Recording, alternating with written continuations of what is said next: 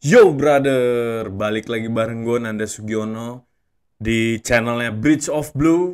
Semoga kalian semua dalam kondisi sehat, walafiat, tidak kekurangan satu apapun. Di video gue kali ini gue akan ngebahas tentang Chelsea untuk musim 2025-2026. Masih menyisakan 4 pertandingan lagi dan masih memperebutkan UCL spot. More or less UCL spot ini akan sangat berpengaruh terhadap situasi Chelsea di musim depan di season 25-26, di mana gue akan nge-breakdown tentang permasalahan Chelsea secara detail, tapi lebih kepada kira-kira pemain-pemain apa yang kita butuhkan, tipikal permainan seperti apa yang akan terjadi di 2025-2026.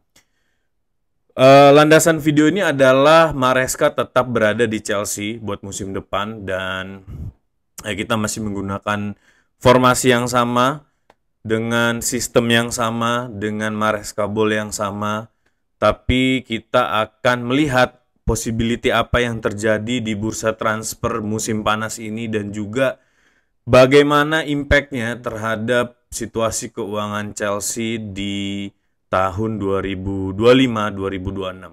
Setelah gue baca lebih detail mengenai financial reportnya Chelsea sejak Todd Boehly dan Clark konsorsium ini mengambil alih dari Abramovich, ternyata cukup mengkhawatirkan karena kita punya hutang, kita punya kewajiban yang harus kita bayar dan revenue-nya kita terus menurun. Semua itu bakal gue bahas di video kali ini karena video ini cukup panjang dan ini adalah special edition. Ini pertama kalinya gue membuat satu feature video. Semoga kalian menikmatinya, nggak bosen karena banyak insight dan informasi penting di dalam video ini. Makanya simak sampai akhir.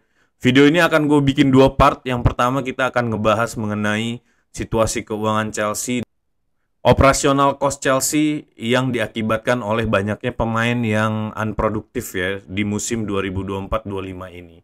Dan di segmen kedua gue bakal ngebahas tentang transfer strategi Chelsea dan squad builder untuk musim 2025-2026. Ini menarik banget dan gue akan breakdown satu-satu secara detail, makanya jangan kemana-mana.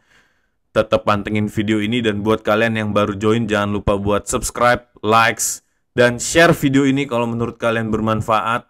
Pantengin terus channelnya Bridge of Blue. Kita mulai aja. Come on Blues.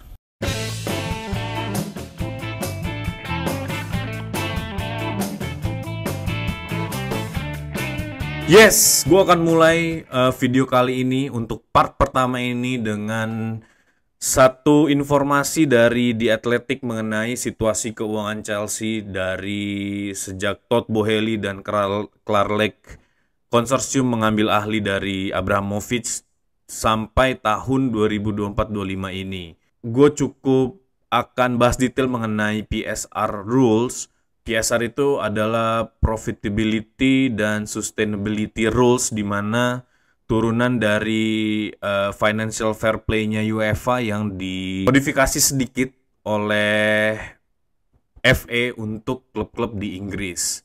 Jadi PSR ini kalau gue baca-baca memang tidak se-straight dari financial fair play. PSR ini memiliki siklus 3 tahunan, jadi akan dihitung untung rugi dari satu klub itu di rentan waktu 3 tahun semenjak PSR ini diberlakukan, dan siklus itu akan terus terjadi selama 3 tahun ya. Dan ada informasi mengenai tambahan rules juga merupakan salah satu keuntungan harusnya ya untuk klub-klub, tapi akan diberlakukan musim 2026-2027 ya. Kita mulai aja dari PSR. Sebenarnya apa sih PSR ini? PSR itu adalah aturan untuk memastikan bahwa semua klub itu mematuhi dan bersaing secara fair di kompetisi Premier League ya. Jadi aturannya sangat simpel sebenarnya. Dalam waktu 3 tahun satu klub itu diperbolehkan untuk rugi tidak lebih dari 105 juta pound sterling per 3 tahun. Nah, kalaupun satu klub itu mengalami kerugian, FA masih memberikan kesempatan untuk owner memberikan tambahan biaya untuk menutupi kerugian tersebut. Jadi di financial state report-nya akan masuk funding yang dilakukan oleh owner klub tersebut. Hal itu yang terjadi dengan Manchester City, sehingga sampai saat ini Manchester City belum mendapatkan hukuman sedikit pun ya dari FA.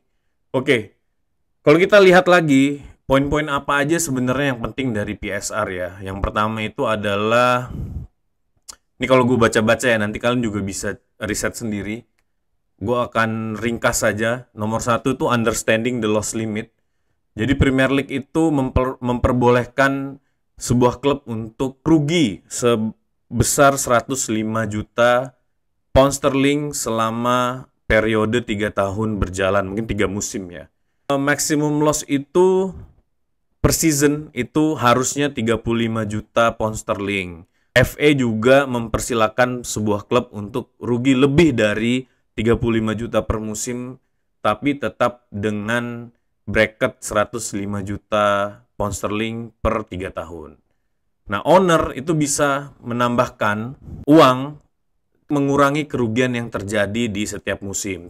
Seandainya klub ini mengalami kerugian lebih dari 105 juta per tahun, itu owner diperbolehkan untuk menambahkan funding ke dalam klub tersebut ya, tapi hanya klub yang memiliki kerugian lebih dari 5 juta per tahun ya. Jadi kalau klubnya masih rugi sebesar 5 juta, jadi owner tidak diperbolehkan untuk memasukkan funding ke klub tersebut. Dari mana aja sih sebenarnya kerugian ini terjadi? Sebenarnya banyak faktor. Yang paling utama itu dari transfer cost ya, dari transfer cost dan gaji pemain. Yang kedua itu adalah strategi budgetingnya klub. Yang ketiga itu adalah dari penurunan revenue dan performa klub juga, yaitu salah satu yang mempengaruhi. Jadi hak siar, penyiaran TV dan lain-lain, merchandising, dan seluruh turunan bisnis dari satu klub di Premier League ya. Oke.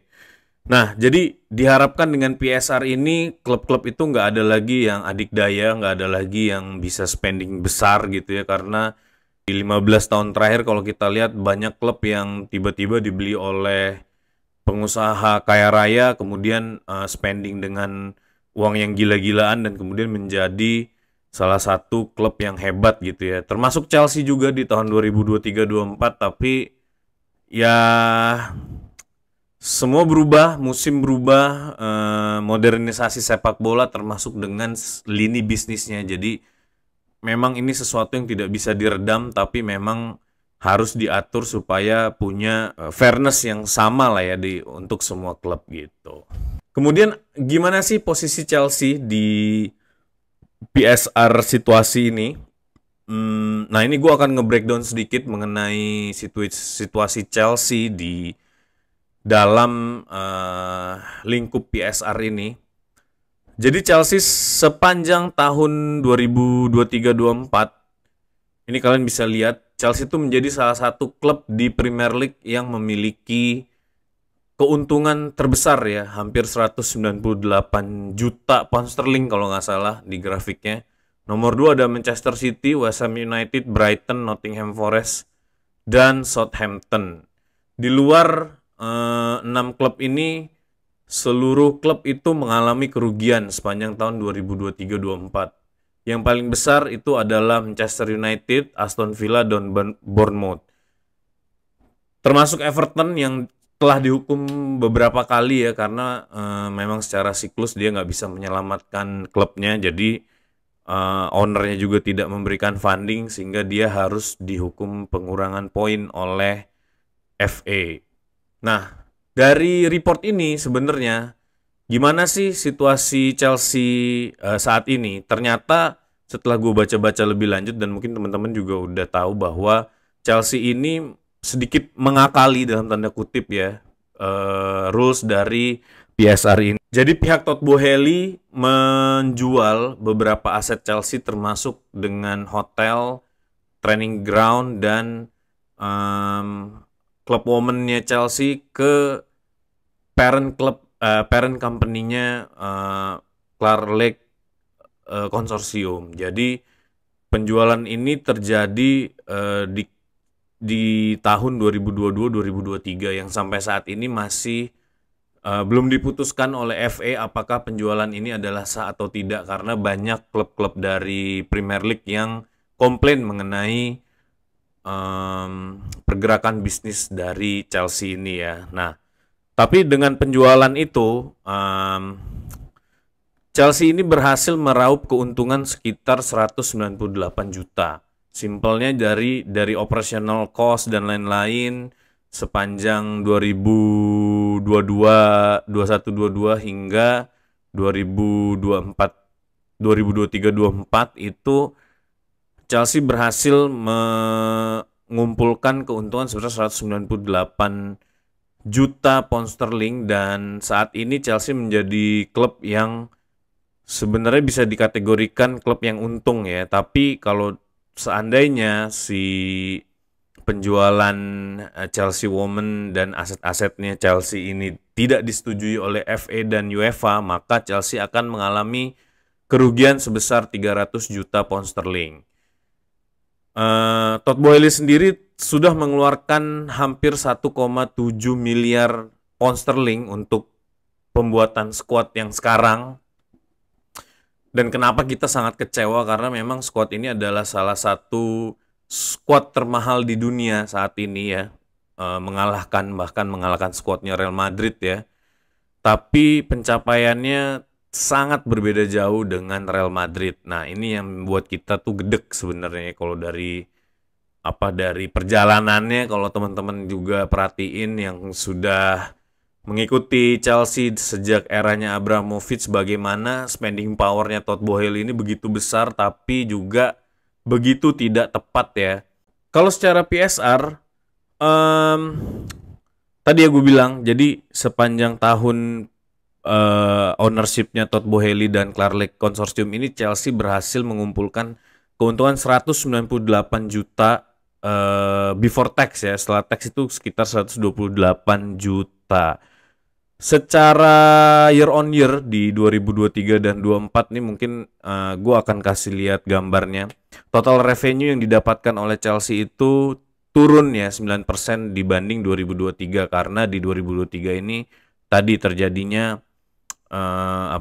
pembelian aset-aset tadi ya. Jadi Chelsea hanya berhasil mendapatkan 468 juta pound sterling. Operational cost-nya itu di tahun 2024 itu minus 213 juta ya, tapi mengalami perbaikan dari tahun 2023 yaitu sebesar 218 juta. Itu berarti Chelsea berhasil melakukan penghematan atau ada beberapa pemain yang dipinjamkan dan gajinya mungkin di cover oleh oleh klub-klub yang meminjam pemain tersebut, salah satunya seperti Sterling yang mahal dan tidak berguna di Arsenal ya. Nah, profit loss dari transaksi tersebut sebesar 128 juta pound sterling. Gaji pemain di tahun 2024 itu sebesar 338 juta pound sterling. Jadi kalau gue baca juga, gaji pemain ini jadi salah satu operational cost terbesar ya, menyumbang 70% pengeluaran dari total pengeluarannya Chelsea setiap tahun. Nah, jadi net spending kita itu di 365 juta pound sterling. Jadi dari total sekitar 468 juta, kita masih untung ada 128 jutaan. Ternyata sejak tahun 2014 operational cost-nya itu setiap tahun itu semakin membesar ya, terutama di eranya Todd Boehly dan Clear Lake Konsorsium ini. Di terbesar itu terjadi di tahun 21-22 sampai 22-23, di mana memang salah satu variabel terbesarnya itu adalah pemecatannya Tuchel nomor 1, terus juga pemecatannya Graham Potter, terus juga pembayaran kompensasinya Enzo Maresca, terus juga banyaknya pemain-pemain dengan gaji yang masih gede ya di tahun-tahun awalnya Todd Boehly ini. Nah, that's why kenapa Todd Boehly ini membuat satu bracket gaji yang memang sebenarnya menurut gue bagus ya secara company, supaya scout dan internal policy itu bisa mengikuti bracket ini. Jadi arahan bisnisnya jelas gitu sampai kita bisa menghasilkan profit sendiri. Saat ini memang Todd Boehly menginformasikan bahwa akan melakukan funding sebesar 750 juta pound sterling untuk Chelsea, karena di tengarai tahun 2024-25 ini ada beberapa installment Chelsea terutama untuk para pemain yang jatuh tempo itu sebesar 800 juta pound sterling. Jadi kalau kita lihat secara back end, financial Chelsea ini sendiri sebenarnya nggak baik-baik aja ya. That's why kenapa kita sangat membutuhkan Champions League, karena di situ adalah salah satu revenue stream yang bisa mendongkrak pendapatan sebuah klub. Nomor satu itu. Nomor dua, kenapa Club World Cup ini menjadi sangat penting buat Chelsea, karena kalau kita juara Club World Cup itu kita akan mendapatkan kurang lebih 44 juta pound sterling ditambah additional pendapatan dari hak siar, dan itu nilainya lumayan untuk menambah pemasukan Chelsea di musim 2023-24 ini. Kenapa juga stadion sebuah klub itu penting untuk keberlangsungan dan sustainability satu klub itu? Karena pendapatan klub ini lumayan menyumbang sekitar 30% dari revenue ya, atau 40%. Nah, Chelsea ini adalah salah satu klub, nggak salah satu ya, top 10 klub, top 10 klub dengan pendapatan terbesar dari revenue tiketing. Tapi sejak tahun lalu itu Chelsea tergeser dari tadinya peringkat 8 menjadi peringkat 10 karena adanya renovasi besar-besaran yang dilakukan oleh Everton dan Tottenham Hotspur.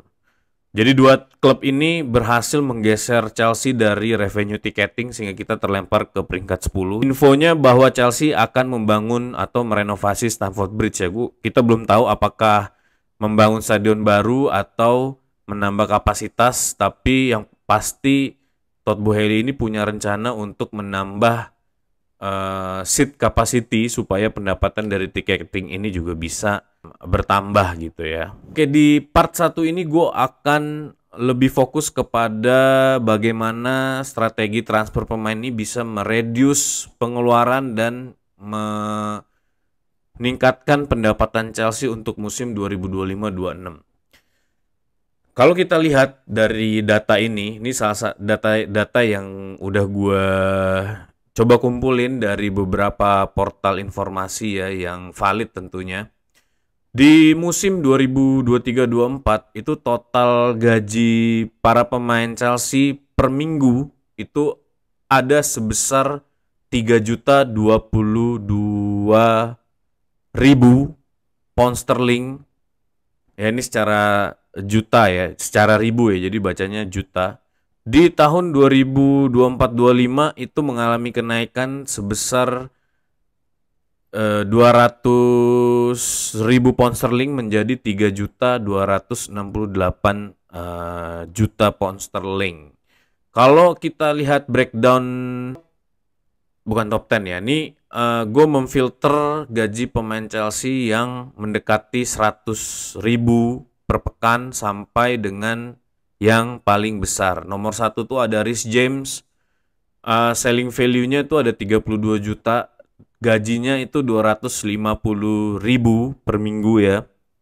Dan sekarang saat ini berada di first team squad. Nomor 2 adalah Wesley Fofana, itu selling value-nya sekarang atau market value-nya itu sebesar 28 juta dengan gaji 200.000 per minggu. Itu juga ada di first team. Nah, sayangnya dua pemain dengan gaji termahal di Chelsea ini sering mengalami cedera di musim ini sehingga tidak bisa memaksimalkan potensi mereka ya. Apalagi Wesley Fofana, ini juga akan gue bahas nanti di strategi transfernya Chelsea di 2025-26. Nomor 3 ada Ben Chilwell dengan 200.000 per minggu ya, pound sterling. Nomor 4 ada Christopher Nkunku 195.000. Nomor 5 ada Enzo Fernandez 180.000. Nomor 6 ada Cucurella itu 175.000. Pedro Neto 160.000. Raheem Sterling 160.000. Caicedo 150.000. Kepa Arrizabalaga ini juga 150.000, dan Kepa ini menjadi salah satu kiper termahal di dunia ya pada transfernya di tahun 2016 ya. Ada Cole Palmer 130.000, ada Joe Felix juga 130.000, Tosin 120.000, Jadon Sancho ini di 100.000, tapi kalau nggak salah kita cuma membayar setengahnya aja karena masih loan.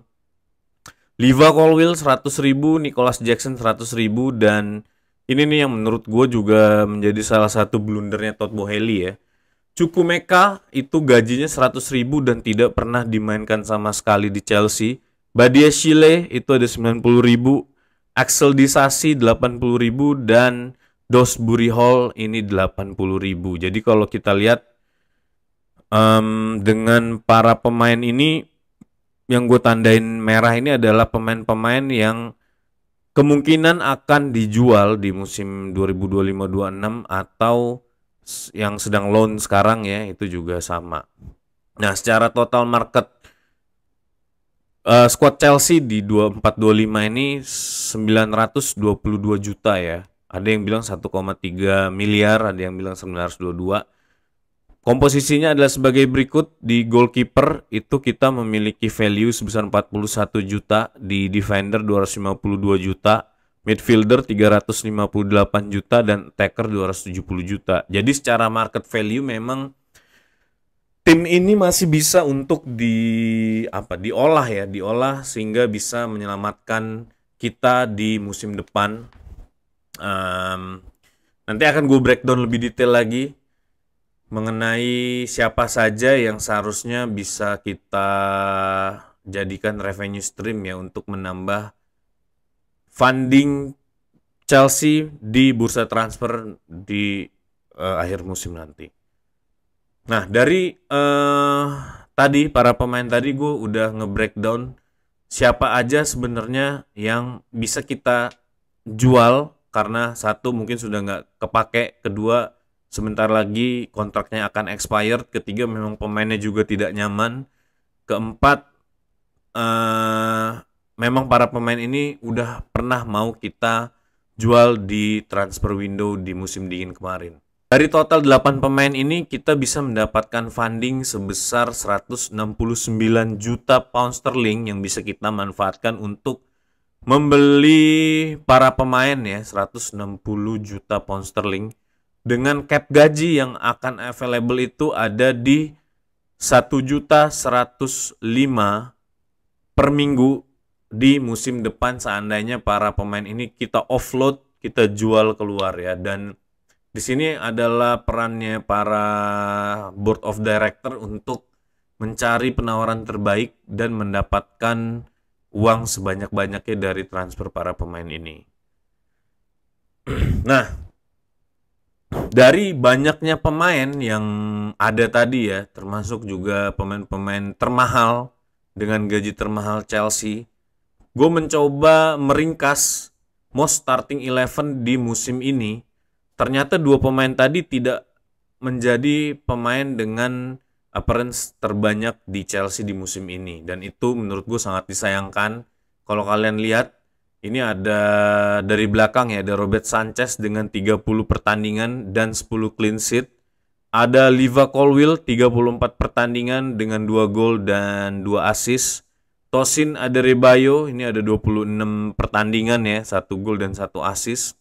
Marc Cucurella ini 36 pertandingan di all kompetisi ya dengan 5 gol dan 3 assist. Malo Gusto 28 pertandingan, 0 gol dan 4 assist. Enzo Fernandez 36 pertandingan, 6 gol dan 8 assist. Caicedo 38 pertandingan, 2 gol dan 3 assist. Pedro Neto 30 pertandingan, 6 gol dan 7 assist. Cole Palmer 35 pertandingan, 18 gol dan 11 assist.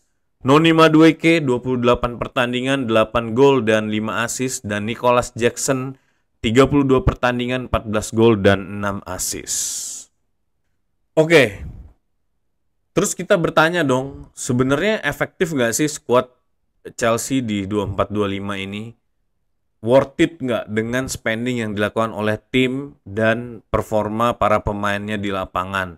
Kalau dilihat dari kacamata data yang gue bikin, kalau kalian lihat nih hampir setengahnya ini berwarna merah dan dengan gaji tertinggi ya. Jadi kalau dengan kata lain, most starting 11 ini bukan para pemain yang mendapatkan gaji tertinggi di Chelsea saat ini, ya, karena yang banyak mendapatkan gaji itu malah sebenarnya sekarang berada di tim lain, di loan, walaupun dengan klausul ada pembayaran separuh dan lain-lain, tapi tetap saja Chelsea mengeluarkan uang yang menurut gue waste ya, karena pemain-pemain ini nggak dipakai. Dan dari sini gue mencoba untuk mereduce sebenarnya liability ini, bagaimana memaksimalkan squad yang ada dengan komposisi kontrak yang saat ini memang berdurasi sangat panjang ya, jadi kemungkinan besar gajinya tidak akan berubah dalam 1-2 tahun ke depan. Maka gue mendapatkan ini dia, berikut nih kemungkinan besar yang harus kita offload ya di musim 2025-26 nanti di transfer window. Jadi kita akan, ini menurut kacamata gue ya, buat teman-teman yang lain yang nonton video ini boleh komen di bawah kira-kira setuju atau enggak, atau kalian punya strategi lain, silakan kita berdiskusi di kolom komen. Nomor 1 ini adalah, ini gue rank berdasarkan gaji tertinggi yang ada di Chelsea saat ini ya. Itu ada Wesley Fofana, saat ini market value-nya di 28 juta. Baru aja ada informasi bahwa dari media Prancis ya, bahwa Wesley Fofana ini kemungkinan akan dilepas oleh manajemen Chelsea dengan harga yang baik gitu ya, yang benar. Karena memang Wesley Fofana ini juga salah satu pemain yang injury prone ya, dan gue sempat bikin polling di Bridge of Blue Instagram juga, ternyata lebih dari 75% True Blue itu sepakat bahwa Wesley Fofana boleh dijual asal dengan harga yang tepat ya, karena balik lagi seperti yang gue sebut di video-video sebelumnya, seorang pemain yang bagus itu adalah pemain yang bisa dimainkan ya, jadi bukan pemain yang bagus tapi cedera. Nah, dengan gaji 200.000 per minggu ini akan membuat ruang gaji kita tuh lumayan untuk mendatangkan para pemain baru ya. Nomor 2 ada Christopher Kuku yang katanya sudah deal dengan Arsenal secara personal. Silakan Arsenal ambil aja Christopher Kuku ya, dengan gaji 195.000 dan market value-nya di 40 juta. Hopefully Arsenal mau bayar 60 juta ya, seperti Arsenal membeli Kai Havertz ya. Nomor 3 ada Joe Felix dengan gaji 130.000, itu dengan market value 24 juta. Sebenarnya Joe Felix ini gue berharap masih bisa dimainin di Chelsea. Kayaknya udah nggak mungkin karena Joe Felix sendiri nih, gue nggak ngerti, kayaknya Joe Felix ini punya masalah sama diri dia sendiri ya, karena dimanapun dia main juga nggak pernah perform. Padahal skillnya Joe Felix ini menurut gue luar biasa sih, harusnya dia bisa perform di permainan itu. Cuma nggak tahu apakah memang dia punya isu dengan personal, gue juga nggak ngerti ya. Yang pasti kita hanya lihat outcome-nya, dan pemain ini salah satu yang kurang impactful dengan lumayan makan bracket gajinya kita ya. Nomor 4 tuh ada Badiashile. Badiashile ini juga kemungkinan akan dilepas hanya dengan harga yang pas ya. Terus ada KDH, Dewsbury Hall juga, ini udah mungkin akan dicarikan klub baru ya di akhir musim ini. Ben Chilwell yang udah pasti bakal hengkang karena udah pastilah udah berantakan ya relationship-nya. Raheem Sterling juga sama, Arrizabalaga.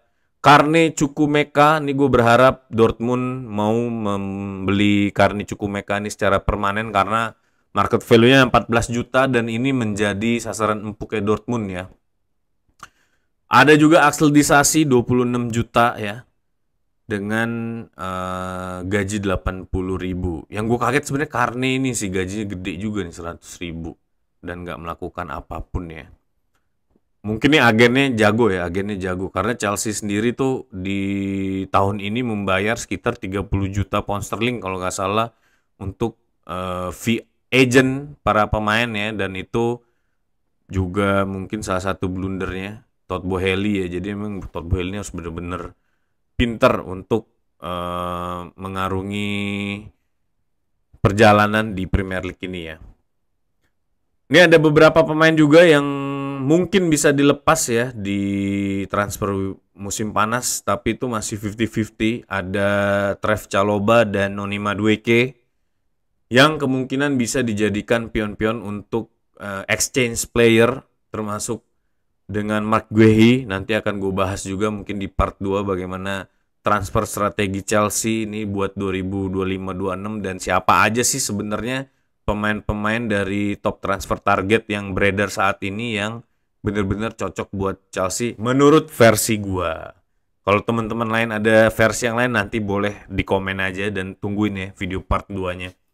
Jadi transfer fund possibility yang akan kita dapatkan dari meng-offload para pemain ini adalah sebesar 221 juta pound sterling dengan bracket gaji yang akan kita dapatkan ya. Jadi sedikit loose itu di 1.385 pound sterling. Jadi lumayan signifikan ya dengan mengoffload para pemain ini. Cuci gudang ya kalau istilahnya di media-media mainstream ya. Chelsea cuci gudang. Gitu teman-teman. Jadi semoga di musim 2024-25 ini di akhir musim kita bisa menjual pemain-pemain ini dengan harga yang bagus ya. Nah, dari possibility transfer fund ini gue mencoba nge-breakdown top targetnya Chelsea di 25-26 ini kira-kira possible nggak kalau dengan dana yang ada, dengan bracket gaji yang ada, kita memperkuat squad kita untuk musim 25-26. Nah, ini gue dapat listnya dari Sky Sport ya. Jadi Sky Sport membuat tautan mengenai top target listnya Chelsea.